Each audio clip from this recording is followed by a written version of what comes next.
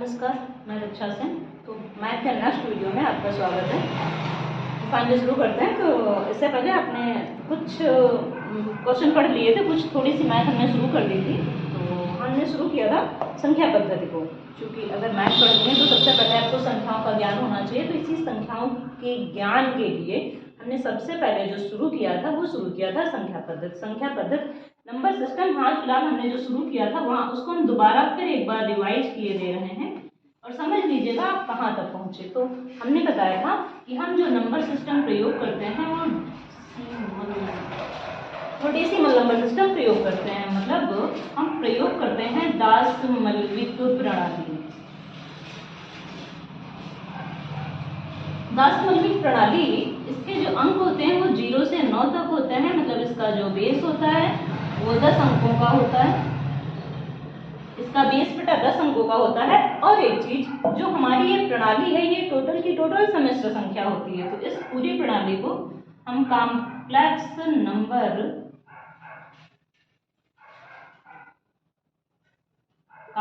Number या सम्मिश्र संख्या कहते हैं। हम एक बार फिर पूरी एक चार्ट बनाए थे जिससे समझ में आ जाए। कॉम्प्लेक्स नंबर जो थे हमने इनको 2 नंबरों में बांट दिया था। कुछ तो हमने मान लिए थे रियल नंबर, मतलब वास्तविक संख्या, और कुछ हमने मान लिए थे इमेजिनरी नंबर।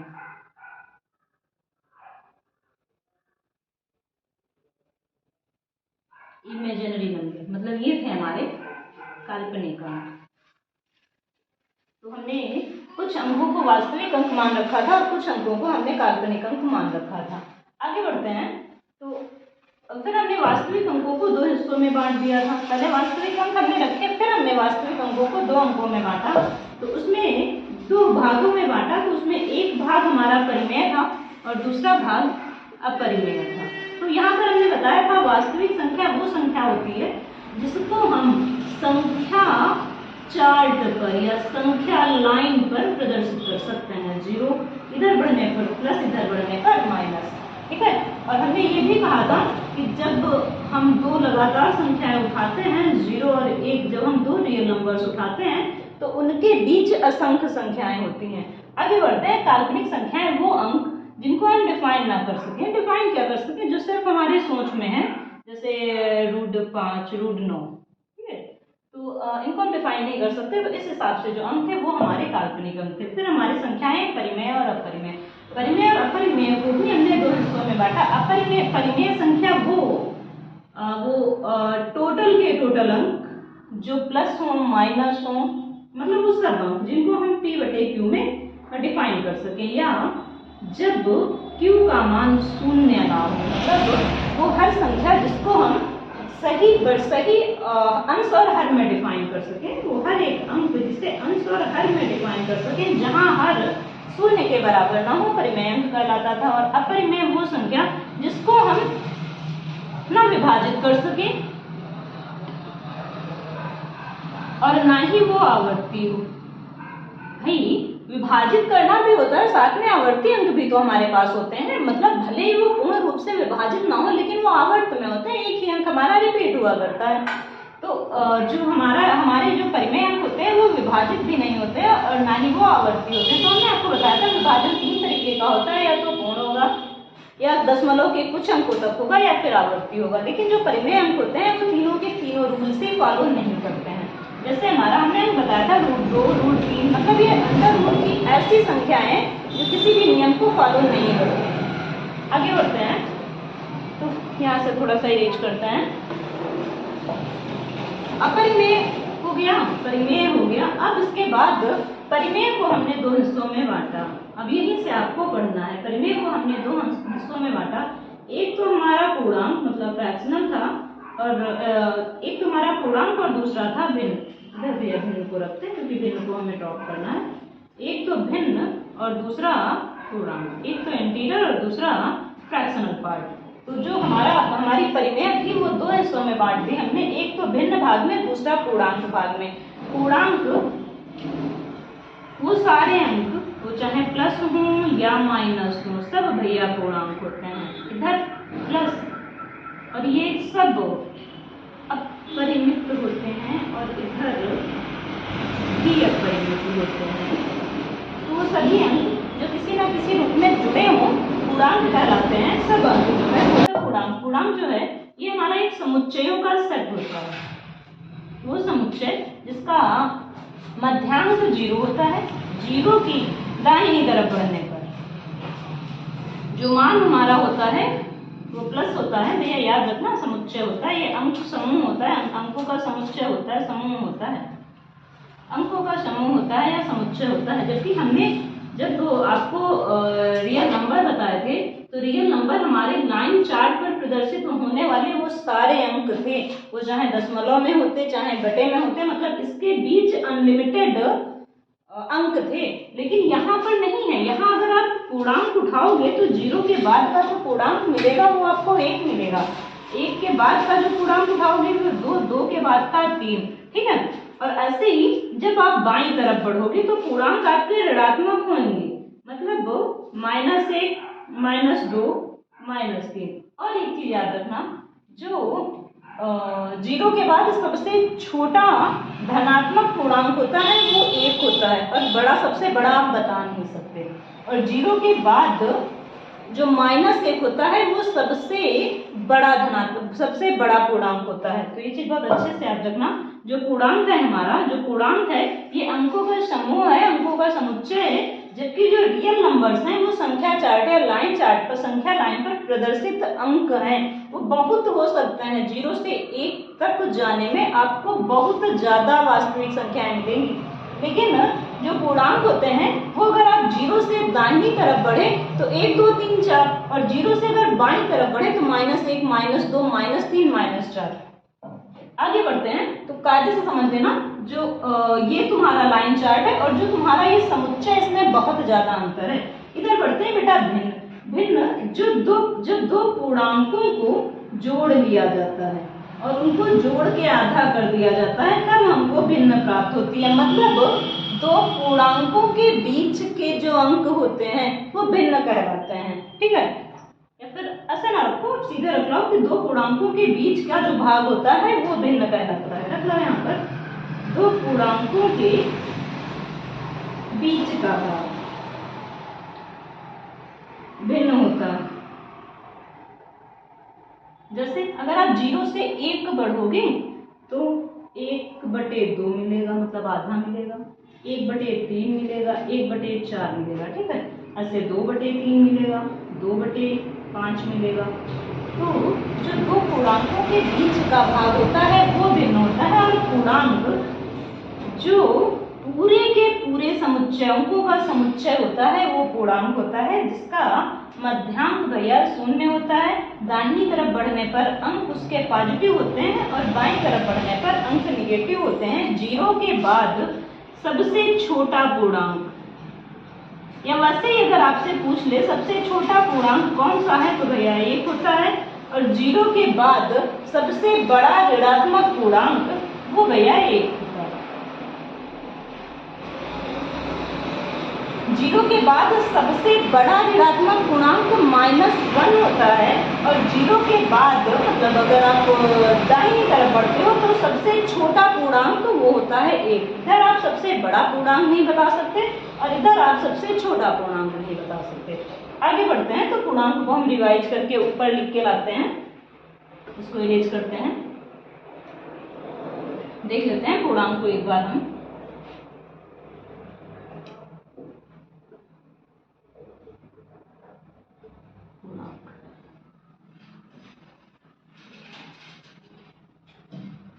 पूर्णांक बेटा हमारे कई भाग होते हैं। पूर्णांक को हम कई हिस्सों में बांट रखते हैं, मतलब वैसे तो आप इसको बना लीजिए। पूर्णांक ये 0 होता है, इधर जाने पर प्लस, इधर जाने पर माइनस, और दोनों तरफ इनफाइनाइट। ये संख्याओं का समूह, संख्याओं का समूह है। जो पूर्णांक है वो हमारा संख्याओं का समूह है। आराम से पढ़ना है, जल्दी नहीं करनी है। आगे बढ़ते हैं। अब देख लेते हैं पूर्णांक कौन कौन से होते हैं। तो जो पूर्णांक होते हैं वो देखो कई तरीके के होते हैं। अगर आपका माइनस भी है तब भी पूर्णांक है, प्लस है तब भी पूर्णांक है। ऐसा नहीं है सिर्फ माइनस पूर्णांक हो, या सिर्फ प्लस पूर्णांक हो, ये कोई नियम नहीं है। तो सबसे पहले जो हमारे होल नंबर्स होते हैं या इनको कहते हैं हम पूर्ण संख्या। ये होता है 0 से प्लस की तरफ होते हैं 1 2 3, ये होते हैं टोटल की टोटल होल नंबर्स जितने भी होते हैं सब हमारे पूर्णांक होते हैं। उसके बाद होते हैं बेटा नेचुरल नंबर्स।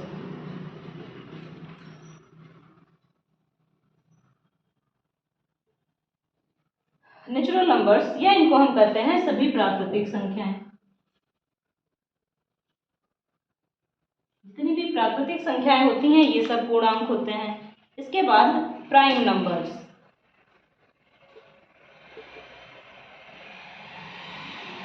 प्राइम बोलते हैं बेटा हम अभाज्य। जितनी भी अभाज्य संख्या होती है प्राइम के बाद प्राइम नंबर्स अभाज्य संख्या, और इसके अलावा कंपोसाइट बोले तो भाज्य संख्या। कंपोसाइट नंबर्स मतलब भाज्य संख्या। इसके बाद इवन नंबर्स और ऑड नंबर्स। इवन नंबर्स मतलब सम संख्या, और ऑड नंबर्स बोले तो विषम संख्या। ठीक है, तो 0 चूंकि हमारा न्यूट्रल होता है, ना प्लस में होता है ना माइनस में, वैसे तो ये धनात्मक पूर्णांक होता है, इसको जब भी आपसे पूछे तो धनात्मक पूर्णांक होता है, लेकिन इसका काम बैलेंस करना होता है। ठीक है, तो अगर 0 बाईं तरफ बढ़ता है तो अंक के मान को बढ़ाता है, और अगर दाहिनी तरफ दाईं तरफ बढ़ता है तो अंक के मान को बढ़ाता है। अगर बाईं तरफ बढ़ता है तो संख्या के आगे आने पर इसका कोई मूल्य नहीं होता है। तो जो हमारे पास जो पूर्णांक है वो 5 या 6 तरीके के होते हैं। पहले तो होल नंबर्स होते हैं, फिर नेचुरल नंबर्स होते हैं, प्राइम नंबर्स होते हैं, कंपोसाइट नंबर होते हैं, इवन होते हैं और ऑड नंबर होते हैं। ये सब के सब हमारे पूर्णांक होते हैं। तो जो नेचुरल नंबर्स होते हैं या प्राकृतिक संख्याएं जो होती हैं वो भैया 1 से शुरू होती हैं और इनफाइनाइट तक होती हैं। याद रखना, इधर हम लिख रहे हैं होल नंबर्स जो हमारे होते हैं वो 0 से शुरू होते हैं और फिर ये इनफाइनाइट तक जाते हैं। लेकिन जो हमारे नेचुरल नंबर्स होते हैं वो 1 से शुरू होते हैं और फिर इनफाइनाइट तक जाते हैं। सब भैया धन में है 1 2 3। और जो अभाज्य संख्याएं हैं तो वो संख्याएं जो सिर्फ खुद से या 1 से कटे, जो स्वयं से या 1 से कटे।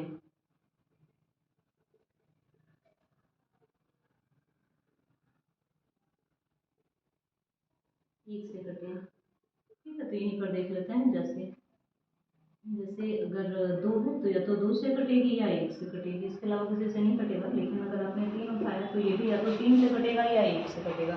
इसके अलावा इन दोनों अंकों के अलावा ये किसी से नहीं कटेगा। लेकिन अगर आपने इसी जगह पर 6 को उठा लिया, 4 को उठा लेते हैं, 4 को उठा लिया तो 4 2 से कटेगा, 1 से कटेगा और 4 से कटेगा। तो वो अंक जो स्वयं से कटे या 1 से कटे, मतलब इन दोनों की खासियत क्या है, या तो ये स्वयं से कट रहे हैं या 1 से कट रहे हैं, तो ये जो नंबर होते हैं वो हमारे अभाज्य अंक कहलाते हैं। और जो भाज्य अंक होते हैं वो उसके कम से कम 3 गुणज। ठीक है, कम से कम 3 गुणज हो। तो जैसे अगर हमने अभी 4 को उठाया तो 4 को हमने 2 से डिवाइड किया, 1 से किया और 4 से किया, तो 4 आपका समांक हो जाता है, अभाज्य संख्या हो जाती है। इसके बाद बेटा सम संख्याएं। सम संख्याएं, तो सम संख्याएं के बारे में इधर देख रहे हैं। सम संख्याएं वो अंक वो संख्याएं जिनका इकाई का अंक 0 2 4 6 और 8, वो सारी की सारी संख्याएं जिनका इकाई का अंक, तो सभी संख्याएं जिनका इकाई का अंक 0 2 4 6 8 हो, या फिर मोटा मोटा जैसे आप लोग समझ लेते हो कि सम संख्या वो संख्या होती है जो 2 से विभाज्य हो। ठीक है, और यहीं पर 8 नंबर्स, तो अब जो 2 से विभाज्य नहीं होगी, लेकिन एक चीज भैया याद रखना, 2 ऐसा अंक है जो हर एक संख्या को विभाजित कर देता है। भले ही वो पूर्ण ना करे, दशमलव में करे जाके, तो 2 हर संख्या को विभाजित कर देता है। कोई भी उठा लो, जैसे 15 आपने उठाई, 2 से काटा तो 7 बार जाएगा, 7.5 हो जाएगा। ठीक है, तो 2 से ना कटे वाली कंडीशन नहीं है, क्योंकि कटने की भी कई कंडीशंस होती हैं, तो वो अंक जिनका इकाई का अंक, तो 0 तो हमने इनको दे दिया, तो 1, 3, 5, 7 और 9, 5 अंक इधर उठाओ और 5 अंक इधर उठाओ। हम फिर रिपीट कर रहे हैं, जो हमारे होल नंबर्स होते हैं वो 0 से स्टार्ट होके अपरिमित होते हैं। जो नेचुरल नंबर्स होते हैं वो 1 से स्टार्ट होके अपरिमित होते हैं। अभाज्य संख्याएं जो स्वयं से या 1 से कटे, भाज्य संख्याएं जिनके कम से कम 3 गुणज हों, सम संख्याएं जिनका इकाई का अंक, देखो 2 से डिवाइडिंग वाली कंडीशन नहीं है, जिनका इकाई का अंक 0, 2, 4, 6, 8 हो, और विषम संख्याएं जिनका इकाई का अंक 1, 3, 5, 7, 9 हो। ठीक है, जैसे कि अभी हमने बताया जो 0 होता है वो समांक माना जाता है। ठीक है, जैसे अगर 1 है, इसके पीछे आपने 0 रख दिया, 2 से काटा तो 5 हो गया, 2 तो पहले से कट रहा है, 3 है, 3 के पीछे 0 रखा, 2 काटा, कट गया, तो वो 0 जो होता है समांक माना जाता है, 0 हमारा समांक होता है। आगे बढ़ते हैं, तो ये मेरे हिसाब से आ गया होगा, या फिर हम एक बार और समझा रहे हैं। जो हमारे पूर्णांक हैं, देखो जो भिन्न है, भिन्न तो बहुत ज्यादा बड़ी है, भिन्न में बहुत ज्यादा नहीं करना है, भिन्न हम बाद में देखते हैं। जो पूर्णांक, जो भिन्न है वो दो पूर्णांकों के बीच का मान, दो पूर्णांकों के बीच के जितने भी मान होते हैं सारे भिन्न होते हैं। ठीक है, पूर्णांक 1 के बाद अगर 1 को उठाएगा तो 1 के जस्ट बाद 2 पूर्णांक आएगा, 2 के बाद 3 पूर्णांक आएगा, मतलब पूर्णांक जो होता है वो संख्याओं का समूह होता है।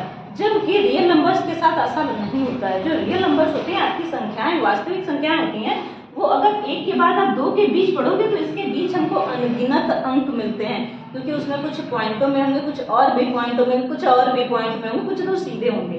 ठीक है, तो पूर्णांक संख्याओं का समूह होता है, जबकि जो आपका रियल नंबर्स होते हैं वो संख्याओं की कोई सीरीज होती है, बहुत ज्यादा होते हैं, उसमें हम नहीं रिस्क ले सकते, काफी ज्यादा नंबर्स होते हैं। तो जो हमारे पूर्णांक है उनको हम बेसिकली 6 हिस्सों में बांट लेते हैं। एक तो पूर्ण संख्या जितनी भी हैं 0 से लेकर अपरिमित तक, उसके बाद नेचुरल नंबर्स मतलब प्राकृतिक संख्याएं जो कि 1 से लेकर अनगिनत होती हैं, गिन नहीं सकते उनको।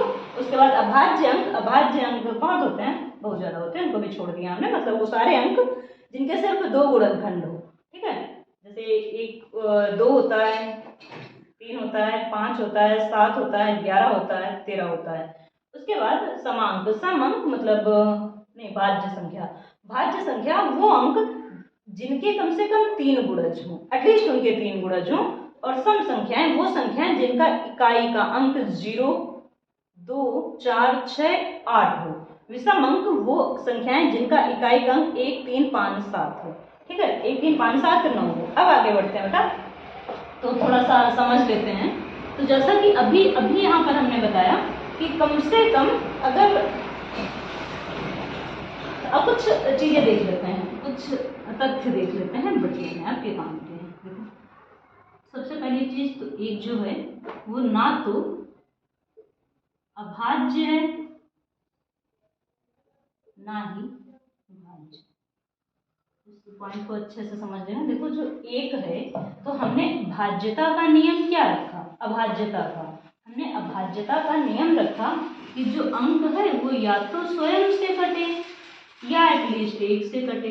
लेकिन भैया अगर 2 उठाया तुमने, कायदे से समझ लेना, 2 को अगर 1 से काटोगे तो 2 मिल जाएगा, 2 को अगर 2 से काटोगे तो 1 मिल जाएगा। ठीक है, और 1 को अगर 1 से काटोगे तो 1 मिलेगा, और 1 को स्वयं से मतलब 1 से काटोगे तो 1 मिलेगा।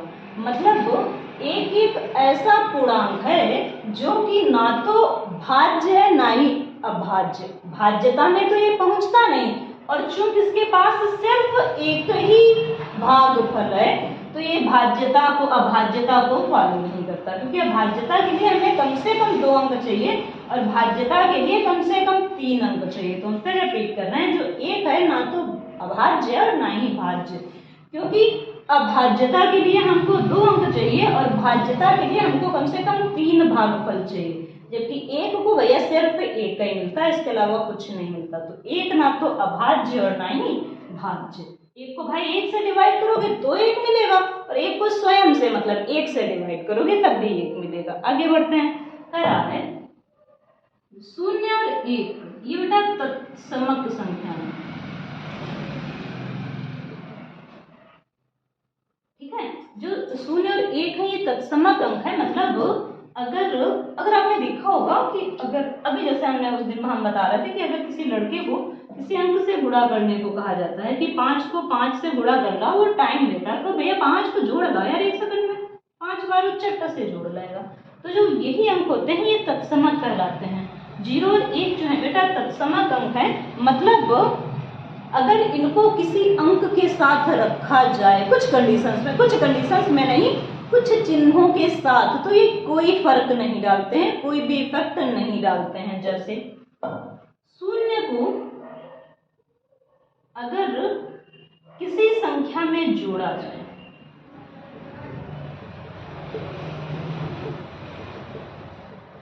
शून्य को अगर किसी संख्या में जोड़ा जाए, तो जैसे शून्य अगर 5 में जोड़ोगे, 7 में जोड़ोगे, 9 में जोड़ोगे, 11 में जोड़ोगे, 8 में जोड़ोगे, तो भैया सेम 5 आएगा, 7 आएगा, 9 आएगा, 5 7 9 11 8, ठीक है। जिसके साथ जोड़ोगे वही आएगा। यही कंडीशन बेटा एक को अगर किसी से गुणा करोगे, 5 से किया, 7 से किया, 9 से किया, 11 से किया, 13 से किया, 18 से किया, तो सेम ही अंक आएंगे। 5 आएगा, 7 आएगा, 9 आएगा, 11 आएगा, 13 आएगा, 18 आएगा। मतलब जो शून्य है ये जोड़ का तत्समक है,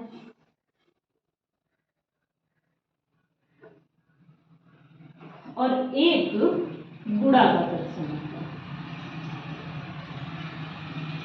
फिर रिपीट करते हैं, 1 ना तो अभाज्य ना ही भाज्य, क्योंकि ये दोनों में सेट नहीं होता है।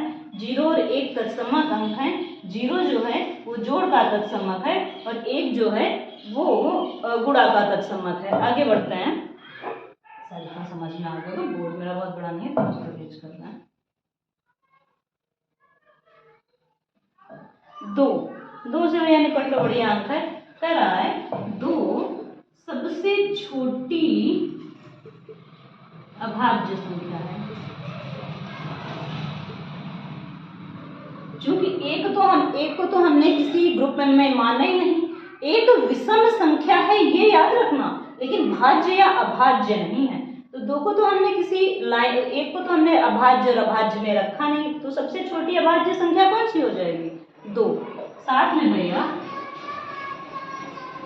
2 एकमात्र सम अभाज्य संख्या है। भैया 2 एकमात्र ऐसी सम संख्या है जो कि अभाज्य है। बाकी जितनी भी आप समांग उठाओगे सब भाज्य होते हैं, लेकिन 2 एकमात्र ऐसी सम संख्या है जो कि अभाज्य है। तो अगर उसने क्वेश्चन में आपसे पूछ लिया क्या सभी सम संख्याएं अभाज्य होती हैं? अगर आपसे उसने पूछ लिया क्या सभी सम संख्याएं अभाज्य होती हैं, तो आप क्या आंसर देंगे? नो, क्योंकि भाई 2 तो सम संख्या है, लेकिन है कैसी? अभाज्य। इसका मतलब सभी सम संख्याएं नहीं, भाज्य करना यार, अभाज्य नहीं, भाज्य तो होती है यार, भाज्य। मतलब कह रहा है क्या सभी सम संख्याएं भाज्य होती हैं? तो कैसे होती हैं? नहीं होती हैं, क्योंकि भैया 2 कैसी संख्या है? अभाज्य। एक और यहाँ पर क्वेश्चन पूछ लेता है, कहता है क्या सभी अभाज्य संख्याएं विषम हैं? तो यहाँ भी आपका उत्तर नो ही रहेगा, क्योंकि बेटा जो अभाज्य संख्याएं हैं वो 2 से शुरू होती हैं, और 2 हमारी सम अभाज्य संख्या है। ये भैया दोनों क्वेश्चनों को क्रॉस करती हैं। फिर रिपीट कर रहे हैं, अगर पूछ दे क्या सभी सम संख्याएं भाज्य होती हैं, तो नहीं, क्योंकि 2 हमारा सम होते हुए अभाज्य है। अगर पूछ ले क्या सभी अभाज्य संख्याएं विषम होती हैं, तो नहीं, क्योंकि जो 2 है वो एक सम अंक है। आगे बढ़ते हैं, इसको थोड़ा सा और अरेंज करते हैं। फिर रिपीट कर रहे हैं, 1 ना तो अभाज्य है ना ही भाज्य, 2 सबसे छोटी अभाज्य संख्या है, लेकिन ये अभाज्य होने के साथ साथ एकमात्र सम अभाज्य संख्या है, और इसी के कारण ये दोनों कंडीशंस चेंज हो जाती हैं। ठीक है, आगे बढ़ते हैं, इनको अरेंज करते हैं, इन दोनों को अरेंज करते हैं। और जो 0 और 1 है वो भैया तत्समक है।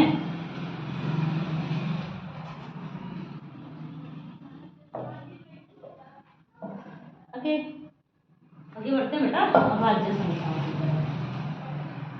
अभाज्य संख्या देख लेते हैं बेटा। अभाज्य संख्या तो कह रहा है वह संख्याएं, अभाज्य संख्या यहाँ पर लिखा थोड़ा सा, वह संख्याएं जिनके सिर्फ दो गुणनखंड हैं। वह संख्याएं जिनके सिर्फ दो गुणनखंड हो अभाज्य संख्याएं कहलाती हैं। अभाज्य संख्याएं बेटा तीन प्रकार की होती हैं। एक तो सापेक्षिक अभाज्य, दूसरी होती है सह अभाज्य और तीसरी होती है जुड़वा अभाज्य। तो अभाज्य संख्याएं तीन प्रकार की होती हैं, सापेक्षिक अभाज्य, सह अभाज्य और साथ में जुड़वा अभाज्य। सापेक्षिक अभाज्य रिलेटिव प्राइम नंबर्स कहलाते हैं, चाहो तो लिख लो रिलेटिव प्राइम नंबर्स। जो सह अभाज्य संख्या, जो सह अभाज्य संख्याएं होती हैं उनको को प्राइम नंबर्स कहते हैं, और जो जुड़वा अभाज्य होती हैं उनको बेटा ट्विन प्राइम नंबर्स कहते हैं।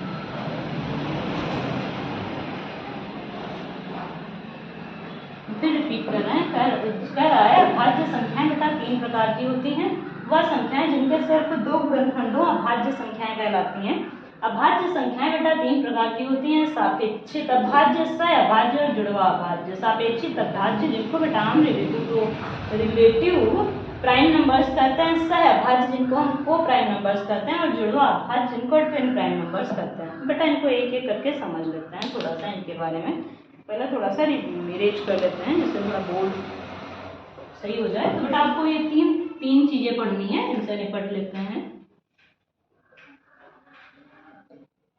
देखो भाई क्या कह रहे हैं, ये तीन लोग क्या कह रहे हैं।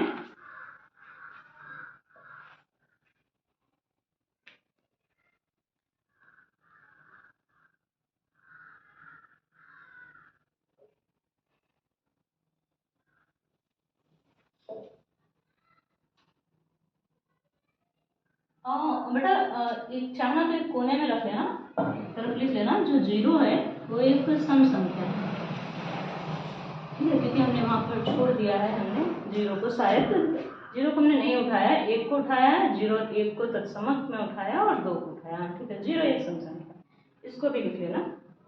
आगे बढ़ते हैं, तो आगे हम पढ़ रहे हैं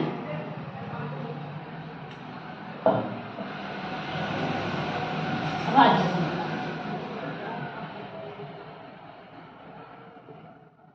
जो हमारी सबसे पहली अभाज्य संख्या है वो है सह अभाज्य संख्या।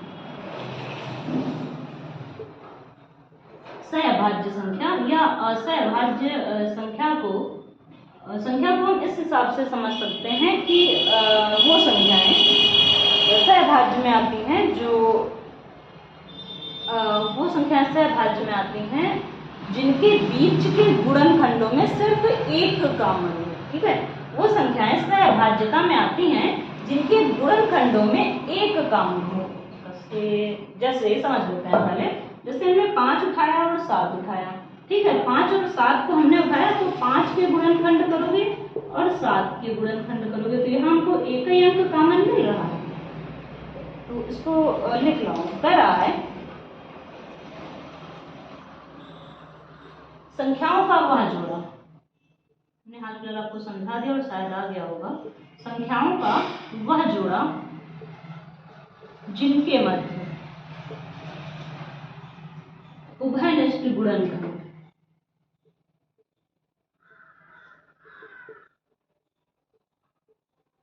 सिर्फ एक हो।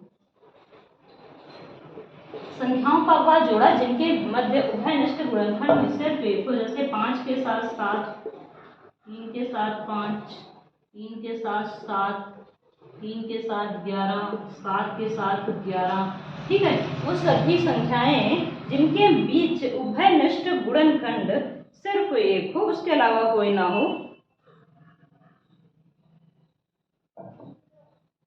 सकते हैं, 4 और 7 रख सकते हैं। या ये याद रखना जरूरी नहीं है वो सम अंक ना हो, ठीक है, क्योंकि हम अभाज्य संख्याओं में सह अभाज्य संख्या बता रहे हैं। जैसे 4 और 7 रखी हमने, तो 4 गुणे 1 रखा, आराम से रख लिया हमने। 7 गुणे 1 रखा, यहाँ पर भी तो हमको एक ही कॉमन मिल रहा है। अब जैसे हमने 7 और 8 रखा, तो 7 गुणे तो एक ही रहेगा, लेकिन 8 के गुणनखंड 2 हो जाएंगे, 4 हो जाएंगे, 8 हो जाएगा, 1 हो जाएगा, लेकिन यहाँ पर भी तो कॉमन तो सिर्फ हमको एक ही मिला। तो बहुत अच्छे से याद रखना, संख्याओं का वह जोड़ा जिनके मध्य उभयनिष्ठ गुणनखंड सिर्फ एक हो, सिर्फ एक जिनके बीच उभयनिष्ठ गुणनखंड हो, वह एक को ना हिंदी में लिख लेते हैं एक, इसलिए एक को तुम वन ना समझ लेना, ये वन नहीं है, एक अंक कॉमन होना चाहिए। आगे बढ़ते हैं, तो शायद मेरे हिसाब से समझ में आ गया। सह अभाज्य संख्या वह अभाज्य संख्या है जिनके बीच जो गुणनखंड हो उनमें उभयनिष्ठ गुणनखंड सिर्फ एक हो। तो अभाज्य संख्याएं देख लेते हैं। तो जैसा कि आप जानते हैं भाज्य संख्याएं 3 प्रकार की होती हैं। तो सबसे पहले होती है सापेक्षिक अभाज्य संख्या,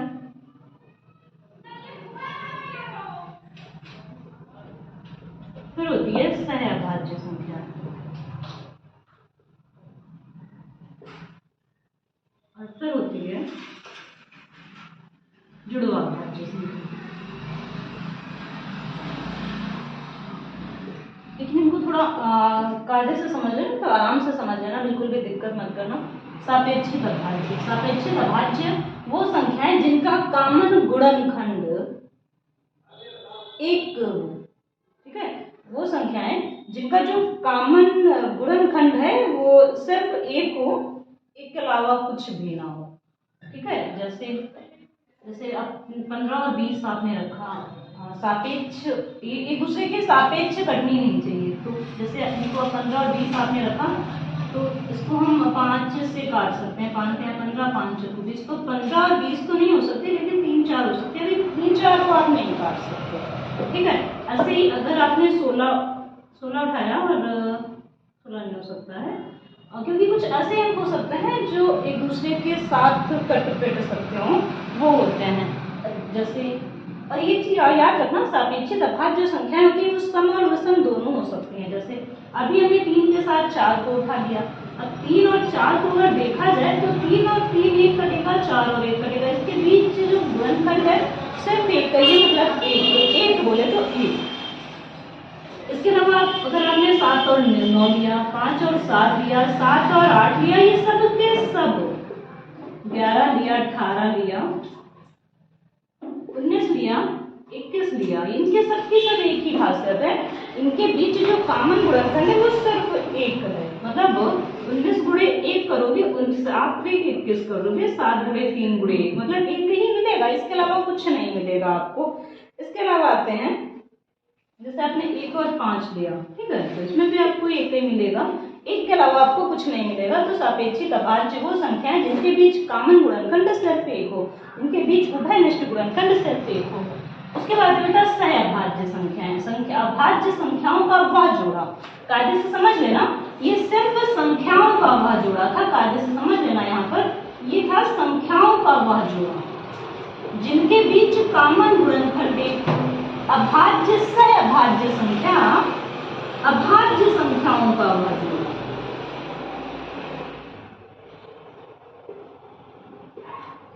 अभाज्य संख्याओं का वह जोड़ा जिनके बीच कॉमन गुणनखंड एक हो, अभाज्य संख्याएं उठानी है इस बार आपको, यहाँ पर सिर्फ आपको संख्याएं उठानी थी, संख्याओं का वह जोड़ा।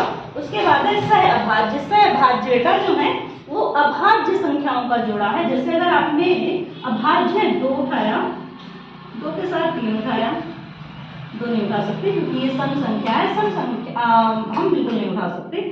और जैसे 3 उठाया आपने, 5 उठाया, 5 उठाया, 11 उठाया, 11 उठाया, 19 उठाया।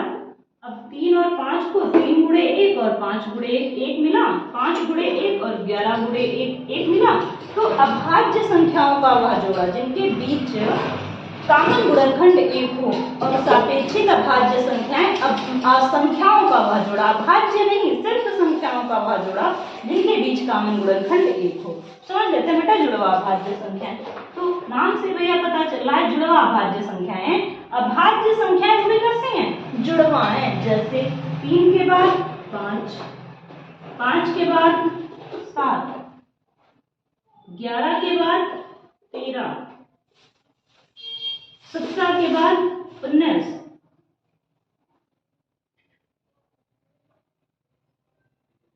मतलब अभाज्य संख्याएं।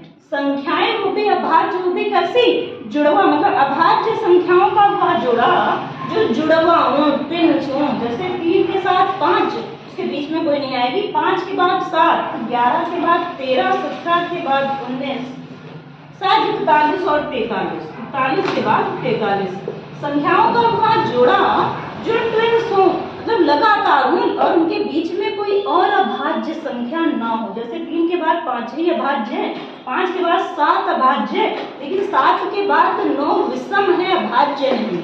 ठीक है, तो अभाज्य संख्याओं का वह जोड़ा जिनके बीच कोई दूसरी अभाज्य संख्या ना हो, वो जो संख्या होती है वो बेटा हमारी जुड़वा अभाज्य संख्या कहलाती है।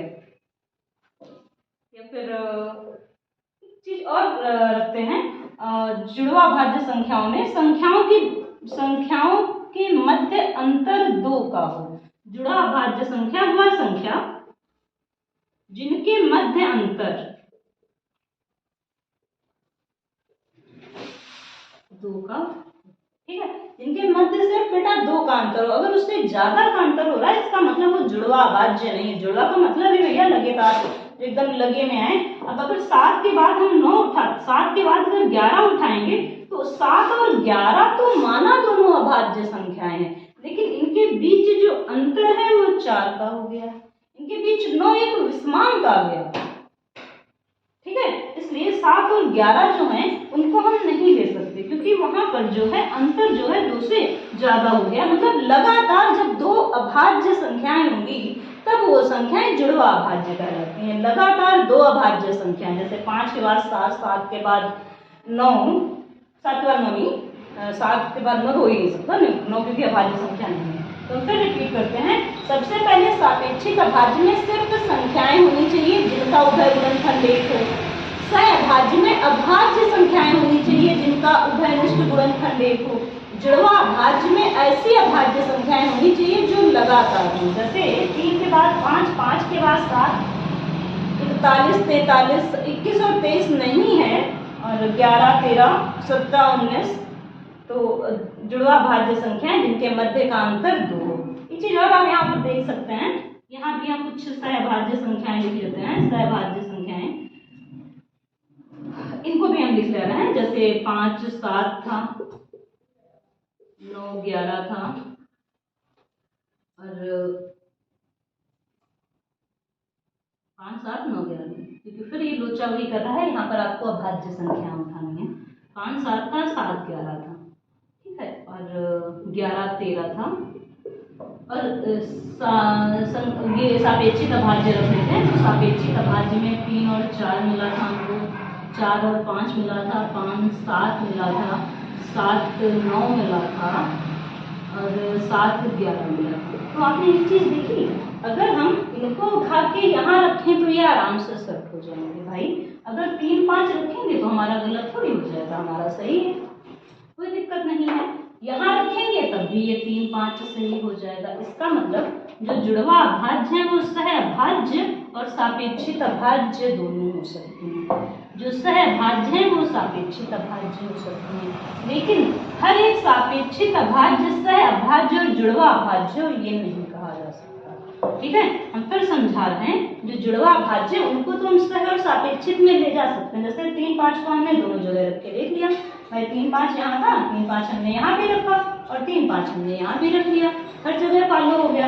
यहाँ पर अभाज्य संख्याएं थी, यहाँ पर संख्याएं थी जिनके बीच कॉमन गुणनखंड 1 हो, और यहाँ पर ट्विन्स में थे 3 और 5 2 के अंतर पर थे। इनको हम यहाँ भी एडजस्ट कर रहे हैं, यहाँ भी एडजस्ट कर रहे हैं, लेकिन ना क्या 4 और 5 यहाँ लाओगे? बिल्कुल नहीं आएगा।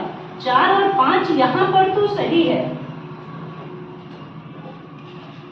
जो 4 और 5 है वो यहाँ तो सही है, लेकिन यहाँ नहीं आ सकता क्योंकि 4 हम नहीं उठा सकते, और यहाँ तो बिल्कुल ही नहीं आ सकता क्योंकि यहाँ पर अंतर 2 का होना चाहिए और साथ में अभाज्य संख्याएं होनी चाहिए। ठीक है, तो अगर ये कहे कि प्रत्येक जुड़वा अभाज्य संख्या सापेक्षिक अभाज्य होती है तो सही है। अगर ये कहे कि प्रत्येक जुड़वा अभाज्य सहअभाज्य होती है तो भी सही है। लेकिन अगर ये कहे कि प्रत्येक सापेक्षिक अभाज्य सहअभाज्य होती है तो जरूरी नहीं। ठीक है, अगर ये कहे कि प्रत्येक सापेक्षिक अभाज्य जुड़वा अभाज्य होती है तो भी ये सही नहीं है। तो आप अच्छे से समझ लेना, हम नीचे से यहाँ और यहाँ तो आ सकते हैं, यहाँ से यहाँ जा सकते हैं, लेकिन हम ऊपर से नीचे की तरफ तो जरूरी नहीं है आज है। ठीक है, तो आज के लिए इतना ही। अगर आपको वीडियो अच्छा लगे तो आपको लाइक करना है, शेयर करना और साथ में सब्सक्राइब कर लेना है। जितने ज़्यादा सब्सक्रिप्शन हो जाएंगे तो उतना हमको मोटिव मिलेगा और हम कोशिश करेंगे कि हम पर डे आपका 1 या 2 वीडियो शेयर कर दें। तो आज के लिए इतना ही, और जैसा भी हो, जैसा आपको वीडियो लगा हो तो हमें कमेंट जरूर कीजिएगा। ना समझ में आया हो तो वो भी बताइएगा, क्योंकि अगर आप कमेंट नहीं करेंगे, बताएंगे नहीं, तो हम खुद को समझ नहीं पाएंगे कि हम जो पढ़ा रहे हैं वो क्लियर है या अनक्लियर है। ठीक है, तो आज के लिए इतना ही।